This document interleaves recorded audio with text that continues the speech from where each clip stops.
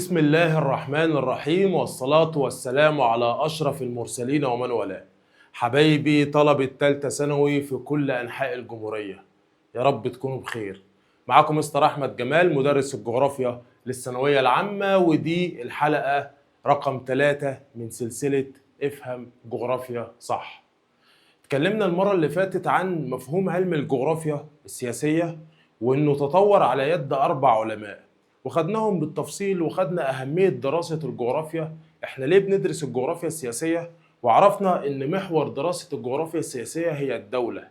النهاردة بإذن الله بنكمل شرح الدرس التمهيدي، وبنتكلم عن حاجة اسمها مجالات الجغرافيا السياسية. يعني إيه مجالات الجغرافيا السياسية؟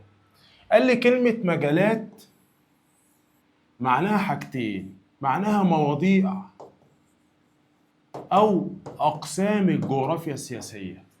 الجغرافيا السياسية احنا قلنا لما نرجع بالزمن كده لورا شوية ونبدأ نسمع مع بعض التعريف. لما أقول لك ما المقصود بالجغرافيا السياسية، تقول لي يا مستر هو فرع من فروع الجغرافيا البشرية اللي بيهتم بدراسة الدولة. يعني من ضمن الحاجات اللي بيدرسها الجغرافيا السياسية هي بتدرس الدولة.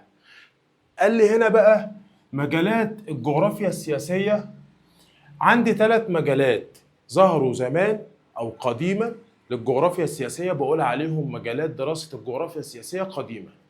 ومع تطور الزمن، لأن احنا عارفين إن الخريطة بتتغير وبتتطور، والزمن بيتطور بتطور التكنولوجيا، فبدأ يظهر كمان مجالات جديدة بدأنا ندرسها في الجغرافيا السياسية. قال لي كان الاهتمام الرئيسي للجغرافيا السياسية زمان كان بيهتم بدراسة الدولة. الدولة يعني الوحدات السياسية.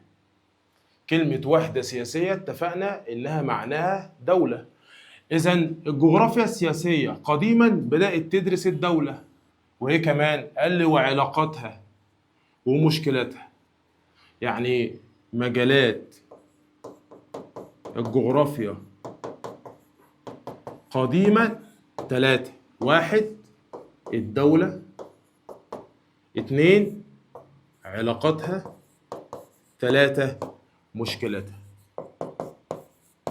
يعني ايه؟ يعني بمسك الدولة بتاعتي اهتم بدراسة المقاومات الطبيعية والمقاومات البشرية اللي عندي في الدولة، واشوف الدولة دي متقدمة وقوية ولا لا، هل الدولة دي منظمة داخليا، عندها جيش عامل ازاي، عندها موارد ايه. بدرس الدولة وبدرس علاقتها، علاقة الدولة دي بالدول المجاورة ليها. طب الدولة دي داخلة في تحالفات ولا لا؟ الدولة دي عندها مشاكل ولا لا؟ الدولة دي في حالة حرب دلوقتي أو حالة سلم؟ فببدأ أدرس الدولة وعلاقتها ومشكلتها. لكن قال لي مع التغيرات اللي شهدت عليها خريطة العالم السياسية، واحنا عارفين ان العلم بيتغير كل شوية، فبدأ يظهر مجالات جديدة للجغرافيا السياسية. قال لي ولكن بعد التغيرات السريعة التي شهدها العالم. امتى؟ قال لي أواخر القرن العشرين. أواخر القرن العشرين احنا عارفين إن حصل حدث كبير جدا، وهو تفكك الاتحاد السوفيتي ل 15 دولة. فالخريطة اتغيرت، فبدأت تظهر دول على الخريطة، وبدأت تندمج مع بعض دول تانية، فبدأ يظهر قوى عالمية جديدة اللي هي الولايات المتحدة الأمريكية. فبدأنا ندرس بقى التغيرات اللي حصلت على خريطة العالم السياسية، ونبدأ نشوف مين المجال اللي في الجغرافيا السياسية بيهتم بدراستها. فلقينا ان في ظهرت مجالات جديدة. قال لي لكن بعد التغيرات السريعة التي شهدها العالم اواخر القرن العشرين وبداية القرن الواحد وعشرين او القرن اللي احنا عايشين فيه ده، قال لي اتسعت مجالات الجغرافيا السياسية، وبدأت تظهر 3 مجالات. فاكر المجالات القديمة؟ الدولة وعلاقتها ومشكلتها، جمعناهم هما ال3 في مجال واحد بس بقى اسمه مجال الدولة وسكتنا. وفي مجال جديد اسمه التحليل السياسي للقوى، وفي مجال ثالث اسمه النظام العالمي الجديد. يبقى احنا دلوقتي الجغرافيا السياسية واحنا بنتكلم مع بعض بتدرس حديثا 3 مجالات: الدولة والتحليل السياسي للقوى والنظام العالمي الجديد. هناخدهم واحدة واحدة، عايزك تسمي الله وتصلي على سيدنا محمد. أول حاجة عندي الدولة. احنا اتفقنا ان مفهوم الجغرافيا السياسية بيتكلم عن فرع من فروع الجغرافيا البشرية اللي بيهتم بدراسة إيه؟ الدولة. هدرس إيه في الدولة؟ قال لي بيهتم بدراسة الدولة من حيث مقوماتها الطبيعية والبشرية. فهبدأ أمسك الدولة. عندي دولة قلنا زي مصر اللي هي عاملة كده. عشان أدرس مصر بقى، الجغرافيا السياسية بتهتم بدراسة مصر إزاي؟ قال لي بهتم بدراسة مصر من حيث مقوماتها الطبيعية. بشوف بقى موقع مصر إزاي؟ مساحة مصر قد إيه؟ تضاريس مصر اللي عندنا جبال وأنهار وبحار وعاملة إزاي؟ مناخ مصر إيه؟ إيه هي الموارد اللي موجودة تحت باطن الأرض؟ يبقى أنا بدرس الخصائص الطبيعية اللي عندي في الدولة، وكمان ببدأ أهتم بالخصائص البشرية، ببدأ أدرس المقومات البشرية اللي عندي. قال لي زي السكان. المصريين اللي عندنا دول عددهم قد إيه؟ 120 مليون مواطن. قد ايه صغار سن وقد ايه كبار سن؟ مين بيشتغل بحرفة الزراعة ومين بيشتغل بحرفة الصناعة؟ مين متمركز في الأماكن اللي عند نهر النيل ومين متمركز في الأماكن اللي عند البحار؟ مين اللي قاعد في الصحراء؟ مين اللي بيشتغل بحرفة التجارة؟ مين اللي بيطلع المعادن من باطن الأرض؟ عدد السكان الذكور قد ايه وعدد السكان الإناث قد ايه؟ لما اجي اهتم بأي حاجة لها علاقة بالبني آدمين تبقى مقومات بشرية، فأبدأ أهتم بالمقومات البشرية اللي عندي في الدولة زي السكان. تاني حاجة، السكان دول بيشتغلوا بأنشطة مختلفة، فهبدأ أهتم بالأنشطة الاقتصادية اللي بيدرسها علم الجغرافيا السياسية. يبقى واحد، أنا بدرس الدولة من حيث الخصائص الطبيعية مثل موقع، مساحة، تضاريس، مناخ، نبات طبيعي، أي حاجة لها علاقة بالطبيعة الإنسان ما تدخلش فيها. وبدرس الخصائص البشرية زي السكان، الأنشطة الاقتصادية اللي بيشتغل بها حرفة السكان. واحنا قلنا أن أرسطو قال لك إن في علاقة ما بين الموارد وما بين عدد السكان، وما بين، عرفنا ان من خلالهم ان عدد السكان والموارد هم دول اللي بيحددوا مدى قوة او ضعف الدولة. فلما اجي ادرس الخصائص الطبيعية والخصائص البشرية هبدأ اعرف من خلالهم تحليل مدى قوة او ضعف الدولة. هل الدولة بتاعتي قادرة تستغل مواردها؟ هل السكان عندهم تكنولوجيا ومتعلمين تعليم عالي ولا لا؟ لو متعلمين تعليم عالي وقادرين يستغلوا مواردهم وعارفين يحافظوا على الأرض اللي هم عايشين عليها، تبقى الدولة دي متقدمة، تبقى دولة قوية. لو العكس تبقى دولة ضعيفة. يبقى أنا ببدأ أدرس الدولة من خلال الخصائص الطبيعية، الخصائص البشرية، وببدأ أحدد مدى قوة أو ضعف الدولة من خلالهم. طيب رابع حاجة بيقول لي السياسات العامة للدولة. ببدأ أشوف الدولة دي هل قادرة تستوعب حجم السكان بتاعتها؟ هل السكان دول في عدد منهم بطالة ولا عندهم قوة عاملة جبارة؟ هل الناس دي بتصدر لبره ولا بتستورد؟ واعرف ابدأ احدد التحليل السياسي بتاعي واشوف الدولة دي هل الدولة دي منظمة داخليا؟ يبقى السياسة العامة للدولة انها دولة مستقرة. وعلاقتها الخارجية، يعني ببدأ أهتم بدراسة العلاقات الخارجية للدولة. الدولة دي علاقتها إيه بالدول المجاورة ليها، وأبدأ أشوف. يبقى أنا كده بدرس الدولة من حيث مقوماتها الطبيعية، مقوماتها البشرية، وتحليل مدى قوة أو ضعف الدولة، وببدأ أشوف علاقتها الخارجية ما بينها وما بين الدول المجاورة. ده اللي أنا بهتم بدراسته في أول مجال من مجالات دراسة الجغرافيا السياسية، وهو الدولة. عندي المجال التاني بتاعي اسمه التحليل السياسي للقوى. كلمة غريبة وصعبة على الود.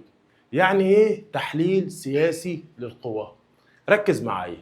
عندي دولتين مثلا بيتصارعوا مع بعض على حاجة معينة، فلما يحصل صراع ما بين دولة ودولة على منطقة معينة كده، أنا الجغرافيا السياسية بتبتدي تتدخل وتقول لك هو المنطقة اللي احنا الاتنين بنتصارع عليها دي مهمة في ايه؟ فنبدأ نحلل المنطقة اللي بيحصل فيه صراع ما بينها ما بين قوتين عليها، زي فرنسا وانجلترا، الاتنين في خناقة طول الوقت ما بينهم وما بين بعض على المستعمرات. فرنسا كانت عايزة تحتل مصر وانجلترا كانت عايزة تحتل مصر. فالجغرافيا السياسية تتدخل وتروح تسأل فرنسا هو انت ليه بتحارب انجلترا؟ تقول لك عشان عايز اخد مصر. فنروح نسأل انجلترا طب وانت ليه بتحارب فرنسا؟ تقول لك عشان عايز اخد مصر. فنبتدي بقى نرجع بالزمن لورا ونشوف هي مصر دي مهمة للدرجة دي في ايه اللي تخلي دولتين بحجم انجلترا وفرنسا تخش في خناقة ما بينهم عليها. فنبتدي نحلل الأبعاد الجغرافية. يبقى تاني، لما يجي يحصل صراع ما بين طرفين على منطقة جغرافية، الطرفين دول ببدأ أحدد وأحلل هما ليه بيتصارعوا على المنطقة دي. يبقى المنطقة دي فيها حاجة مميزة، فابدأ أدرس الحاجة اللي موجودة في المنطقة دي.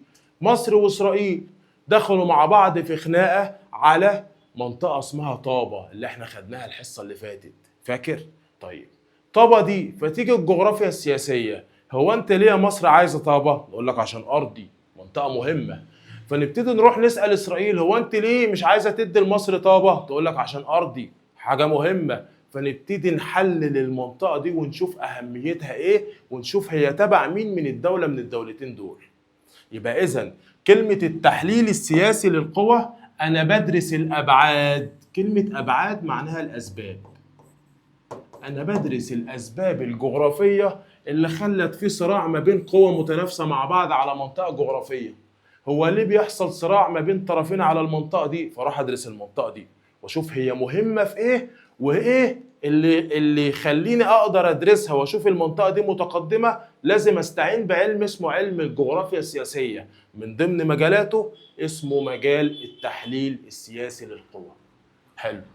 عندي بعد كده تالت مجال عندي في الجغرافيا السياسية اسمه مجال النظام العالمي الجديد. اتفقت معاك في الحصة التأسيسية وقلت لك إن العالم كان مقسوم لنظام قديم اسمه النظام الاشتراكي، والنظام الاشتراكي ده كان بيقول لك إن مفيش حاجة اسمها غني وفقير، وإن مفيش حاجة اسمها ملكية فردية. إحنا كلنا بنشترك مع بعض في إدارة الدولة والحفاظ عليها، وكلنا بنتمتع بنفس الخدمات. ده اسمه النظام العالمي القديم اللي كان بيتبعه مين؟ اللي كان بيتبعه الاتحاد السوفيتي. كلام جميل.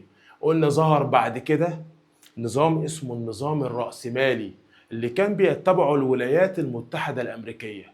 وقلنا أمريكا بدأت تخش في صراع شوية ما بينها وما بين الاتحاد السوفيتي على الأفكار، فانتصر الرأسمالية وبدأت تتفكك الاتحاد السوفيتي وينهار ل 15 دولة، وتنهار مع النظام العالمي القديم، ويبدأ يظهر نظام جديد اسمه النظام الرأسمالي. يعني الدول اللي عندها رأس مال قوي اللي بتقدر تسيطر على موارد الدول التانية. نبتدي بقى. قال النظام العالمي الجديد لما تفكك الاتحاد السوفيتي في أواخر القرن العشرين، يعني سنة 1991، انهار الاتحاد السوفيتي بأفكاره، وبدأ يظهر علم جديد أو مفهوم جديد أو نظام جديد اسمه النظام العالمي الجديد، أو ما بين قوسين كده النظام الرأسمالي. بيقول لي يعد هذا المجال مهم جدا. ليه مهم جدا؟ لأن حصل تغيرات في أواخر القرن العشرين. في السنوات الأخيرة من القرن العشرين تفكك الاتحاد السوفيتي، فبدأت تظهر قوة جديدة اللي هي الولايات المتحدة الأمريكية، اللي بتتبع النظام الرأسمالي. يعني بتتبع النظام الجديد اللي هي حطته اللي بيمشي على الدول كلها. قال النظام الرأسمالي ده بيقول لك إيه بقى؟ بيقول لك إحنا لازم نسيطر ونهيمن على مقدرات وموارد دول العالم الثالث. إحنا لازم نسيطر على الموارد بتاع الدول العالم الثالث اللي هم أصلا في أكتر احتياج للرأسمال. يعني ايه؟ يعني اجي دلوقتي اروح اشتري البترول من السعوديه. انا عارف ان السعوديه زمان كانت دوله ما عندهاش فلوس خالص، وانا عارف ان البترول ده بيمثل قيمه اقتصاديه كبيره. فتيجي دوله زي امريكا تقول لك تبيع البترول اللي عندك دي ده بكام؟ فابتدي اشتريه منك. اروح لدوله تانية اخد منها المعادن، اروح لدوله تانية اخد منها مصادر الطاقه، اروح لدوله تانية اخليها تزرع واخد منها المحاصيل الزراعيه. يبقى انا بستولى وبهيمن على موارد دول العالم الثالث. طب اشمعنى دول العالم الثالث؟ لان هم ما عندهمش رأس مال وما عندهمش تكنولوجيا وبيفتقدوا الحاجات كتير جدا. الحاجات دي موجودة فين بقى؟ في القوى الرأسمالية. عشان كده ظهر نظام جديد اللي بيديره مين؟ اللي بيديره الولايات المتحدة الأمريكية ومن يتبعها. فعشان كده سمي بالنظام العالمي الجديد.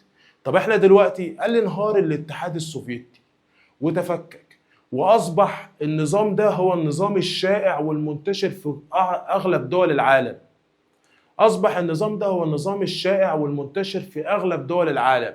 عشان كده قال لي بيتميز النظام العالمي بالشمولية. يعني ايه بالشمولية؟ لانه بيشمل حاجات كتير جدا. ناس كتير جدا دخلت في النظام العالمي الجديد وبدأت تتبع الرأسمالية وبدأت تصنع وبدأ يبقى عندها موارد. قال لي عشان كده ان النظام العالمي الجديد ده بقى مرتبط بمجالات تانية كتير اسمها المجالات الفرعية للنظام العالمي الجديد. الدول دي اللي دخلت مع بعض في تحالف وافكارها زي بعض وبتتبع النظام الرأسمالي قالت لك حاجة واحدة بقى، احنا لازم نتكاتف مع بعض. زي مين؟ قال لي بدأت تظهر مجموعة من المجالات الفرعية اللي لها علاقة بالنظام العالمي الجديد. أولهم قال لي حاجة اسمها التكتلات الاقتصادية. كلمة تكتل جاية من كلمة كتلة، وكتلة يعني مجموعة أو تجمع. كلمة تكتل جاية من كلمة تجمع، فمجموعة من الدول بيخشوا مع بعض في تعاون اقتصادي. يعني إيه اقتصادي؟ يعني أنت محتاج بترول وأنا عندي بترول، هديك البترول اللي عندي. أنت زرعت قمح وأنا زرعت رز، هديك الرز اللي فاضل عندي واخد منك القمح اللي عندك. فبنتبادل مع بعض تجاريا واقتصاديا بهدف حاجة واحدة بس، وهو ان احنا نبقى كلنا اقوياء اقتصاديا، عندنا راس مال قوي. قال لي زي ايه؟ زي السوق الاوروبيه المشتركه. اوروبا في 28 دوله فيها دخلوا مع بعض في تعاون اسمه الاتحاد الاوروبي. دلوقتي الاتحاد الاوروبي ده كل دوله من الدول التانيه لو محتاجه اي حاجه بتبدا تستوردها من الدوله اللي داخله معاها في الاتحاد اللي هو بيقول عليه الاتحاد الاوروبي. وده تكتل اقتصادي. يعني فهمت يعني ايه تكتل؟ يعني كتله، يعني مجموعه من الدول بيخشوا يتعاونوا مع بعض اقتصاديا. احنا شله ماشيين مع بعض، فانت محتاج فلوس فبتيجي تقول لي بعد اذنك انا محتاج فلوس منك قد كده. احنا بنبدا نساعد بعض عشان احنا كتله واتحاد ومجموعه ماشيين مع بعض، فولائنا كله لبعض. يبقى احنا كده اتكلمنا عن التكتلات الاقتصاديه وقلنا الاتحاد الاوروبي. طيب عندي بعد كده تكتلات سياسيه، زي ان مجموعه من الدول بتتعاون مع بعض سياسيا ونشوفوا مع بعض الدول دي بيخشوا مع بعض في تحالفات. زي ما احنا مثلا انا عايز اخد قرار فبستعين بالخبراء بتاعت الدوله اللي جنب مني، لان احنا مع بعض في ايه؟ في تكتل واحد، فمصلحتك من مصلحتي. ده اول مجال. تاني حاجه عندي حاجه اسمها المنظمات الدوليه والمنظمات الاقليميه، واحنا اتكلمنا عليها المره اللي فاتت وقلت لك ان احنا لما بنتحالف مع بعض لغرض معين او في مجموعه من الدول بيخشوا في تحالف بيربطهم رابط معين بقول عليه منظمه. طب احنا دلوقتي زي الدول العربيه بيجمعنا لغه عربيه واحده، مكان واحد، تاريخ مشترك، عادات وتقاليد واحده. بس الدول العربيه دول 22 دوله، وانا قايل لك ان العالم فيه اكتر من 200 دولة. يبقى المنظمة اللي احنا دخلنا فيها دي منظمة عالمية ولا اقليمية؟ ده بتضم 22 بس تبقى منظمة اقليمية. يبقى المنظمة الاقليمية هي زي جامعة الدول العربية. طب المنظمة الدولية العالم فيه 200 دولة، منهم 194 دولة موجودين في الامم المتحدة، يبقى دي اسمها منظمة عالمية. مين اللي بيهتم بالمنظمة العالمية دي؟ الأمم المتحدة أو جامعة الدول العربية، هو النظام العالمي الجديد. رقم 3 عندي حاجة اسمها الأحلاف العسكرية. كلمة حلف معناها اتحاد. زي ما احنا ما بنساعد بعض اقتصاديا فبقول عليه تكتل اقتصادي، لما نيجي نساعد بعض عسكريا فبقول عليه حلف عسكري. بنتحالف عسكريا مع بعض ان احنا نقف مع بعض ضد اي اعتداء هيجي لنا من بره التحالف. عشان كده الاحلاف العسكريه دي بدات تظهر مجموعه من الدول تتعاون مع بعض بشكل حربي او جيشي، مع جيشك مع جيش الدوله دي مع جيش الدوله دي، فنعمل تحالف. الكلام ده حصل فين؟ قال لي حصل مع حلف اسمه حلف شمال الاطلنطي او حلف الناتو. هناخدوه بالتفصيل ان شاء الله، كل ده هناخدوه بالتفصيل في الوحدات اللي جايه. بعد كده قال لي بندرس بقى آثار التدخلات العسكرية، وبدرس كمان قضايا الأمن المائي والغذائي. من ضمن الحاجات اللي خلت النظام العالمي الجديد يهتم بيها إن بقى في دول العالم الثالث بقت بتتنافس خناقاتها مع بعض في حتة معينة، وخناقات الدول المتقدمة في حتة تانية. الدول المتقدمة بتتخانق مع بعض على مين يصدر أكتر، مين يصنع أكتر، مين اللي يخترع تكنولوجيا أكتر، مين اللي يعمل إيه، مين كده. انما دول العالم الثالث بتتخانق مع بعض على الاكل والشرب والميه. احنا في خناقه دايره ما بيننا وما بين اثيوبيا على سد النهضه قعدت سنين طويله، ده هم هيخزنوا الميه في السد فهيحجزوا علينا الميه فمش هنلاقي نشرب بقى نشرب. فاول حاجه قال لي من ضمن الحاجات اللي بدا يهتم بيها النظام العالمي الجديد هو قضايا الامن المائي والغذائي. لازم الدوله تبقى مؤمنه من الغذاء ومؤمنه من موارد الميه تبقى عندها. كمان في خناقه دايره على مصادر الطاقه، في دول احتلت دول تانية عشان عندها مصادر طاقة، ودول تانية مهمة ناس بتحترمها عشان عندها مصادر طاقة. السعودية دول العالم بتحترمها عشان مصادر الطاقة اللي عندها، عشان البترول والغاز الطبيعي والفحم ومصادر الطاقة اللي عندها مهمة جدا بالنسبة لدول العالم. فده اللي بيهتم بدراسته النظام العالمي الجديد. آخر حاجة عندنا في النظام العالمي هو ظاهرة اسمها ظاهرة العولمة. يعني ايه العولمة؟ قال لي العالم كله عبارة عن قرية واحدة، فبقينا بنشوف حاجات مع دول بعيدة علينا في مسافات كبيرة جدا وبقيت بقلدهم. مين فينا ما قلدش حلقة كريستيانو رونالدو؟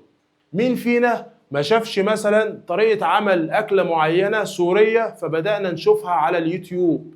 مين فينا ما شافش إن الناس الأجانب بيمشوا بشعرهم عادي فبدأ ناس كتير جدا تقلع الطرحة وتشوف إن دي ظاهرة عادية جدا؟ إيه، ما هو الناس كلها بتعمل كده. فإذا العولمة هي تأثير أو تغير في النظم بتاعتك ويخليك تقلد النظم الأجنبية. فإذا بيقول العولمة ظهرت بوضوح في منتصف تسعينات هذا القرن، لأن التكنولوجيا زادت فبقى معانا موبايل، بقينا بنشوف العالم كله واحنا قاعدين مع بعض. انت شايفني لابس ايه دلوقتي وبكلمك فين وبنتواصل مع بعض، ده عن طريق ايه؟ عن طريق ان العالم كله بقى سهل التواصل وان انا اعرف اي حاجة عن اي منطقة باسرع وقت. عشان كده لما جينا نعمل المقاطعة بتاعت فلسطين لقينا ان اغلب المشروبات اللي احنا بنشربها اصلا كلها كانت جاية من بره، واغلب الاكلات اللي احنا بناكلها كلها جاية من بره. فاذا لما عملنا مقاطعة بندور في التلاجة كده، لا ده مقاطعة وده مقاطعة وده مقاطعة ده مقاطعة، يبقى اذا الدول الأجنبية دي غيرت في السيستم بتاعتنا فخلتنا نمشي نتبعها في كل حاجة، سواء في العادات والتقاليد، فتبتدي عاداتك وتقاليدك ومبادئك تبدأ تتغير بتغير المجتمع اللي انت شايفه قدامك في الدول المتقدمة، وتقول لنفسك الدول دي متقدمة ودول قوية والناس دي أكيد أحسن مننا، فأنا هسمع كلامهم وهعرف هم بيعملوا إيه. فممكن يكونوا هم أصلا بيصدروا صورة سلبية ليك عشان تمشي وراها. عشان كده ده بقول عليه عولمة. قال لي العولمة هي في تعريفها هي عملية تغير الأنماط والنظم الاقتصادية والنظم الاجتماعية اللي بتقوم بيها الدول الأقوى لفرض هيمنتها وسيطرتها على الدول الأخرى. في نوعين من العولمة: عولمة اقتصادية، لما نبدأ ناكل ونشرب ونعمل أكلات ونشتري منتجات أجنبية احنا مش عارفين المنتجات دي عبارة عن إيه، ولما نيجي نتبع عادات وتقاليد غير عاداتنا وتقاليدنا نعمل قصات جديدة، نبدأ نشوف أفلام غير أفلامنا، نبدأ نشوف ثقافة غير ثقافتنا، نبدأ نتعامل بنمط غير نمطنا اللي احنا متعودين عليه. ده اسمه عولمة اجتماعية، يعني المجتمع بيبدأ بالتدريج يتغير ويخش ناحية المجتمع اللي احنا بنقلده، دي اسمها عولمة. العولمة ظهرت امتى؟ في منتصف التسعينات من القرن العشرين. يعني الكلام ظهر امتى؟ ظهر سنة 1985. العولمة ظهرت 1985. احنا كده اتكلمنا على المجالات اللي ظهرت في علم الجغرافيا السياسية حديثا اللي احنا بنهتم بدراستها، هي الدولة، التحليل السياسي للقوى، والنظام العالمي الجديد. عندي بعد كده آخر حاجة عندنا في الدرس التمهيدي وهو التقنيات الحديثة. احنا قلنا ان في تقدم تكنولوجي رهيب في العالم، وان العالم كل شويه في تطور سريع. احنا زمان كنا بنستخدم وسائل شويه ضعيفه، دلوقتي بقت الوسائل اللي احنا بنستخدمها اقوى. كمان فتره زمنيه احنا مش عارفين الاختراعات اللي ممكن تحصل قدام هتبقى عامله ازاي. فاذا العالم في تغير وتطور معرفي وتكنولوجي رهيب. اذا التطور ده اثر على العالم كله، مش هيأثر على الجغرافيا السياسية اللي بتهتم بدراسة العالم؟ أكيد طبعا. إذا علم الجغرافيا السياسية بدأ يستفيد من التقنيات الحديثة من خلال 3 حاجات. في 3 تقنيات حديثة بدأ يستعين بيهم علم الجغرافيا أو يستفيد بيهم من خلال: 1، الاستشعار عن بعد، خدناه السنة اللي فاتت وأنا عارف إن أنت مش فاكره دلوقتي بس هنفتكره مع بعض. وعندي حاجة اسمها تطور وسائل الاتصال. ورقم 3 عندي حاجة اسمها نظم المعلومات الجغرافية، ودي برضو خدناها السنة اللي فاتت. طيب تعالى بقى نبدأ واحدة واحدة كده. بيقول لي إيه؟ بيقول لي أثر التطور المعرفي والتكنولوجي الذي شهده العالم في تطور علم الجغرافيا. علم الجغرافيا في تطور مستمر نتيجة للتطورات المعرفية والتكنولوجية اللي كل شوية تظهر على خريطة العالم أو تظهر في العالم عموما. بدأ يستعين علم الجغرافيا ب3 أمور. أولهم الاستشعار عن بعد. كلمة استشعار جاية من كلمة يشعر أو يحس، يعني معناها إن في جهاز بيحس بالحاجة من على بعد. زي إيه؟ قال لي زي الأقمار الصناعية، بتصور الحاجات اللي على سطح الأرض والحاجات اللي موجودة في باطن الأرض وتعرف لي الحاجات اللي تحت الأرض دي إيه. يبقى الاستشعار عن بعد هو جهاز صمم لاستشعار الظواهر واستشعار الموارد على سطح الأرض. زي إيه؟ زي الأقمار الصناعية. عندي نوعين من الاستشعار عن بعد. عندي حاجة اسمها التصوير الجوي، ودي عبارة عن كاميرات بتتركب في طيارات بتصور جزء بسيط من سطح الأرض، بعرف الموارد اللي موجودة فيه. وعندي حاجة اسمها تصوير فضائي، يعني كاميرات موجودة على بعد أكتر، فطالما هتبقى على بعد أكتر هتصور مسافة أكبر من سطح الكرة الأرضية، فهعرف الموارد اللي عندي. قال لي دي أنا بستفيد من خلالها في علم الجغرافيا من خلال إيه؟ قال لي من خلال 3 حاجات. 1، قال لي رسم الحدود السياسية. فاكر معايا لما جيت قلت لك مشكلة طابة هي مشكلة حصلت عندنا في مصر ما بين مصر وإسرائيل، واللي حلها لي مين؟ اللي حلها لي الجغرافيا السياسية. طب الجغرافيا السياسية لما جت حلت لي المشكلة دي ورجعت لي حق مصر في قضية طابة، استعانت بمين عشان تحل المشكلة؟ استعانت بالاستشعار عن بعد، لأن الاستشعار عن بعد جه صور المنطقة وشاف مساحة مصر قد ايه وامتدادها منين لفين، فقرر ادى معلومة كده ان المنطقة دي كانت تابعة للسيادة المصرية اصلا. عشان كده اذا علم الاستشعار عن بعد او تقنية الاستشعار عن بعد بتفيدني في تحديد الحدود السياسية ما بين الدول. كمان قال لي في تحديد مناطق النزاعات، لما بيحصل خلاف ما بين منطقة ما بين دولتين على منطقة معينة، اللي بيحلها لي هو علم الاستشعار عن بعد. تالت حاجة قال لي الممرات الملاحية. كلمة ممر معناها طريق، ملاحي يعني تجاري. يعني ايه؟ يعني انا عندي مثلا البحر الاحمر والبحر المتوسط، عندي دي مصر. مصر دي من هنا حدود رسمتها، ومن هنا حدود رسمتها، وهنا بحر وهنا بحر. هل البحر ده ينفع ارسم عليه حد سياسي؟ قال لي لا، بس اي بحر خلقه ربنا في مساحة من سطح البحر تابعة للدولة، ما ينفعش اي دولة تقرب منها الا لو الدنيا متسابة سداح مداح. الموضوع هيعمل ايه؟ احنا دلوقتي عندنا مثلا في مصر هجرات غير شرعية، فعندنا مجموعة من الشباب اللي بتعاني من البطالة، فهيطلعوا ياخدوا مركب ويروحوا للدولة اللي قدام مننا اللي هي دولة اليونان. فاليونان قالت لك لا، انا عايز امن حدودي، فانا هاخد جزء من سطح البحر، يبقى ممنوع اي دولة خارجية انها تقرب منه، وانا برضه اخد جزء من سطح البحر ان ممنوع اي دولة خارجية تقرب منه.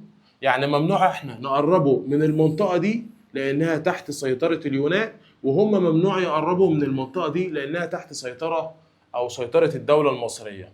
المنطقة دي بقى اسمها ايه؟ قال لي اسمها المياه الإقليمية. يعني ايه مياه إقليمية؟ يعني امتداد سيادتك على مساحة معينة من سطح البحر، دي تبع السيادة المصرية. احنا بقى بنستغلها في ايه؟ اللي بنفرش عليها الجمارك، بنحط عليها الحدود السياسية بتاعتنا، بنحط عليها الجيش البحري بتاعنا، بنشوف الممرات، بنستغلها في استخراج الأسماك والموارد بتاعت اللي موجودة في المنطقة دي، بطلع الموارد منها واستغلها عندنا في مصر. فإذا مين اللي بيقول لي إن هنا هيترسم مياه إقليمية، هو الاستشعار عن بعد. فالاستشعار عن بعد بيفيدني في 3 أشياء: 1 تحديد الحدود السياسية ما بين الدول، 2 قال لي مناطق النزاعات، لما بيحصل مشكلة ما بين دولتين بروح للاستشعار عن بعد، بتيجي الجغرافيا السياسية تقول له تعالى أنا عايزاك معايا عشان تحل المشكلة ما بين الدول دي وبعضها. رقم 3 قال لي في الممرات الملاحية، ممر ملاحي يعني طرق تجارية، يعني البحر الأحمر ده مين اللي بيجي يقول لي البحر ده مين اللي يستغله ومين اللي ما يستغلوش؟ مصر ليها قد ايه في البحر الاحمر والسعوديه لها قد ايه في البحر الاحمر؟ هو الاستشعار عن بعد. يبقى اخدنا اول تقنيه بستعين بها في علم الجغرافيا وهي تقنيه الاستشعار عن بعد. نطلع بعد كده لتاني تقنيه بيستعين بها علم الجغرافيا وهو تطور وسائل الاتصال. يعني ايه تطور وسائل الاتصال؟ احنا بنتعاون مع بعض. انا ممكن دلوقتي اكلم واحد من امريكا، لو انا قلت الجمله دي من 50 60 سنه محدش هيصدقني، وممكن اشوفه صوت وصوره، وممكن اعرف هو لابس ايه واتغدى ايه ويومه ماشي ازاي. ليه؟ لان وسائل الاتصال ما بيني وما بينه بدات تبقى احدث فتطورت. كان الاول ايام الخليفه عمر بن الخطاب كان لما بيجي يبعت رساله لعمرو بن العاص عندنا ممكن تقعد يومين و3 وشهر و2 على ما يوصل الرساله وترجع له تاني. دلوقتي انا ببعت لك مسج على الواتساب بترد عليها في لحظتها. فوسائل الاتصال تطورت وتحسنت عن العالم عن الاول بشكل كبير جدا. عشان كده باجي اقول لك ايه؟ اقول لك ان تطور وسائل الاتصال ده ساعد بشكل كبير جدا على تدفق سرعه المعلومات. بقى سهل ان انا اجمع اي معلومه عن اي منطقه في العالم في اسرع وقت. يعني انا دلوقتي فلسطين بتتضرب، انا عارف وانا وانت بنتكلم ان فلسطين بتتضرب، انا شايف الفيديوهات كأن والصاروخ نزل عليهم، انا شايفه وهو حي والصاروخ نازل في لحظتها، فانا عارف ان في اللحظه دي في ناس ماتت، بعرف ان في اللحظه دي في دوله عملت مبنى جديد، عارف ان في اللحظه دي في واحد خد جائزه نوبل. فاذا العالم كله بقى عباره عن قريه كونيه، بقى عباره عن قريه صغيره. القريه دي سهل ان انا اجمع معلومات عن اي منطقه بشكل كبير جدا. ده نتيجه تطور وسائل الاتصال. فبيقول لي ايه؟ بيقول لي ادى سرعه تدفق المعلومات والبيانات ما بين الدول فاصبح العالم كوحده واحده، كان عباره عن دوله واحده. الدوله دي بتعرف باسم القريه الكونيه. يبقى القريه الكونيه ظهرت نتيجه تطور وسائل الاتصال وتكنولوجيا المعلومات. عندي اخر حاجه عندنا في الدرس بتاعنا النهارده بيتكلم عن حاجه اسمها نظم المعلومات الجغرافيه. نظم المعلومات دي عباره عن جهاز ببدأ أخزن عليه كل المعلومات اللي أنا جمعتها في تطور وسائل الاتصال وعن طريق الاستشعار عن بعد. فأنا دلوقتي جمعت معلومات إن مصر فيها 5000 فدان من الأراضي الزراعية، هيتزرعوا إيه؟ هيتزرعوا قمح ورز وقصب سكر وكذا وكذا وكذا وكذا. عايز أسجل المساحة وأسجل الموارد الزراعية وأسجل كل حاجة في جهاز عشان لما استرجعه او اعمل خريطه للاراضي الزراعيه يبقى سهل ان انا استخدم الموضوع ده. يبقى انا بستخدم حاجه اسمها نظم المعلومات الجغرافيه. قال لي نظم المعلومات دول مجموعه من الجغرافيين، دول اللي بيبتدوا يخزنوا من خلالهم، بيجمعوا المعلومات من كل مصادر ويبتدوا يعملوها في نظام معلوماتي يعني زي كمبيوتر، وابدا اخزن عليه الارقام والبيانات. وكمان نظم المعلومات دي هي اللي بتعمل لي الخرائط اللي انا وانت دلوقتي مشغلينها، ونظم المعلومات دي هي اللي بتدي الحلول للدول اللي محتاجاها. عشان كده بيجي يقول لي نظم المعلومات الجغرافية نتيجة للعلوم اللي بتجمعها نظم المعلومات الجغرافية بدأت تستخدمها في حاجات. 1 توفير خرائط حديثة، بدأنا نعمل خرائط أدق فبدأت توصف المنطقة أحسن. ليه؟ لأن أنا بدأت أصورها من فوق عن طريق الاستشعار، فيجي الاستشعار يقوم باعت الصورة لمين؟ لنظم المعلومات الجغرافية، فيجي الجغرافيين دول يقوموا عاملين خريطة مطابقة لأرض الواقع اللي احنا صورناها عن طريق الاستشعار عن بعد. ده اسمه نظم المعلومات الجغرافية. كمان من خلال الخريطة دي أنا بجمع معلومات. الخريطة أي خريطة في العالم بتحتوي على مجموعة من المعلومات الداخلية اللي فيها. ببدأ استخدم المعلومات دي. ولو اي مجال من مجالات دراسة الجغرافيا محتاج اي معلومة ببدأ اديها له. زي مصر لما جت تحصل مشكلة ما بيننا وما بين اسرائيل على طابة، بدأنا نستعين بمين؟ بعلم الاستشعار عن بعد، صور لي المنطقة، بس نظم المعلومات الجغرافية حللتها وقامت قايلة إن مصر دي طابة تابعة للسيادة المصرية. عشان كده بيقول لي توفير كافة البيانات والمعلومات عن الموارد اللي عندي، سواء كانت موارد طبيعية أو بشرية، واستخدامات الأرض، مما يساعد في التعرف على مدى قوة الدولة. عارف لو جه واحد بنى مصنع على أرض زراعية، الأرض هتتبور والمصنع هيقع. عارف ليه؟ عشان ما استعنش بالناس دي اللي هو بقول عليهم الجغرافيين، اللي هو مين؟ نظم المعلومات الجغرافية. ليه؟ لأن نظم المعلومات الجغرافية هو اللي بيديني إشارة لإزاي أستخدم الأرض. ما هو مش كل أرض خلقها ربنا ينفع أبني عليها مصنع. دي أرض طينية طمية خصبة صلاحة للزراعة، ما تستحملش تقل المصنع بالعمالة بالمعدات، هتقع، مش هتعيش لفترة زمنية. فيجي بقى بتوع الجغرافيا يقول لك المنطقة دي ما ينفعش يتبنى عليها حمولة كتير، فتروح تبني على المنطقة دي لأن الصخور فيها صلبة. طب أنا عرفت إن الصخور صلبة فين؟ من خلال علم الاستشعار عن بعد، ومن خلال تطور وسائل الاتصال، ومن خلال نظم المعلومات الجغرافية. كمان قال لي لما بيحصل أي اختلاف في أي نظام سياسي، أو يحصل مثلا حرب، أو يحصل أي حاجة في الدولة، برضه بستعين بنظم المعلومات الجغرافية، لأن هي اللي بتساعد متخذ القرار. لو أنا عايز أخد قرار بيخص الدولة، سواء كان بقى قرار سياسي، قرار اقتصادي، أي قرار خلقه ربنا، عايز أستعين، هروح أستعين بنظم المعلومات الجغرافية، لأن دي اللي بتجمع لي البيانات، هي دي اللي عندها المعلومات. وأنا لو عندي معلومة صح هجاوب في الامتحان صح. فانا عايز اجاوب صح من غير ما يبقى عندي المعلومه؟ لا، هروح اجيب المعلومه من بتوع المعلومه اللي هم مين؟ نظم المعلومات الجغرافيه. هم دول اللي هيساعدوا متخذ القرار في اتخاذ القرارات السليمه. اعتمادا على ايه؟ قال لي اعتمادا على البيانات. كلمه بيانات معناها معلومات، على البيانات اللي احنا جمعناها. بيانات دي بقى كانت بيانات دقيقة تفصيلية مستمدة من كل فروع علم الجغرافيا، ومن كل التقنيات اللي احنا لسه دارسينها دلوقتي. يبقى احنا دلوقتي عرفنا ان التقنيات الحديثة هم 3 بيستعين بهم علم الجغرافيا، وكل واحدة لا تقل أهمية عن التانية. يعني الاستشعار عن بعد مهم جدا، نظم المعلومات الجغرافية مهم جدا، وتطور وسائل الاتصال.